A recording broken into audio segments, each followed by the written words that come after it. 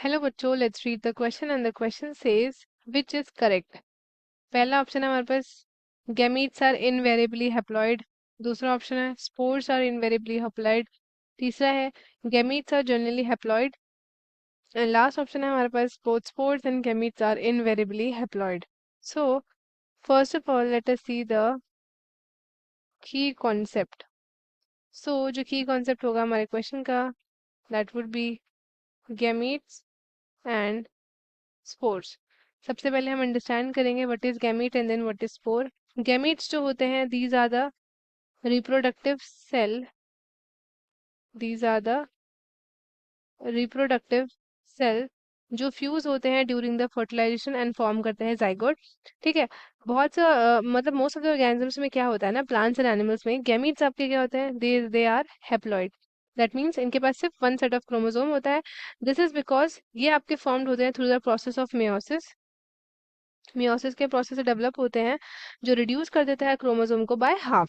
सो बहुत rare cases में क्या होता है, जो गैमीट्स होते हैं वो आपके डिप्लॉइड भी देखने को मिलते हैं और इवन आपके पॉलीप्लॉइड भी देखने को मिलते हैं इन सर्टेन ऑर्गेनिजम्स, क्योंकि यहाँ पे अबनॉर्मल मियोसिस होती है और स्पेसिफिक लाइफ साइकिल्स यहाँ पे प्रेजेंट होती है।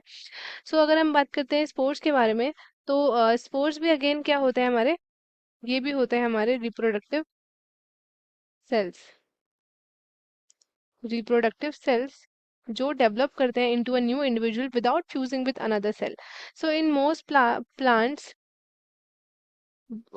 प्लांट्स में, फंजाई में एंड सम एल्गे में क्या होता है, स्पोर्स आपके हैप्लॉइड होते हैं जो कि प्रोड्यूस किए जाते हैं bye meiosis from a diploid sporophyte.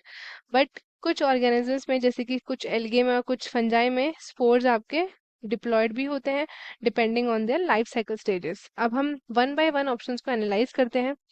तो सबसे पहले यहाँ पे दिया है that gametes are invariably haploid. So ये वाला स्टेटमेंट आपका क्या है, इनकरेक्ट है। क्योंकि गैमीट्स की बात करें हम, तो गैमीट्स आपके जनरली हैप्लॉइड होते हैं।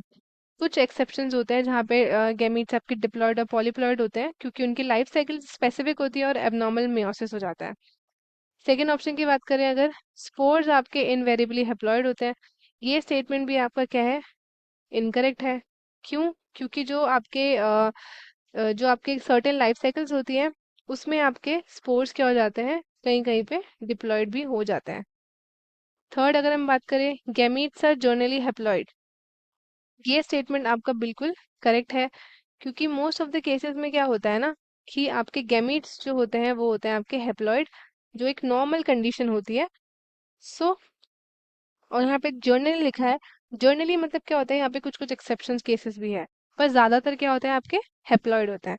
अब बोथ स्पोर्स एंड गैमीट्स ये आपके इनवेरिएबली हैप्लॉइड होते हैं। ये स्टेटमेंट आपका बिल्कुल इनकरेक्ट है। क्योंकि अभी हमें देखा कि वहाँ पे कुछ ना कुछ एक्सेप्शंस भी होते हैं, दोनों के केस में, गैमीट्स के केस में भी एंड स्पोर्स के केस में भी वो आपके डिप्लॉयड हो सकते हैं किसी किसी ऑर्गेनिज्म में। सो जो हमारा करेक्ट ऑप्शन होगा that would be option number C. And बाकी के ऑप्शन हो जाते हैं हमारे incorrect. So students, I hope आपको ये क्वेश्चन अच्छे से समझ में आया होगा। All the best and thank you.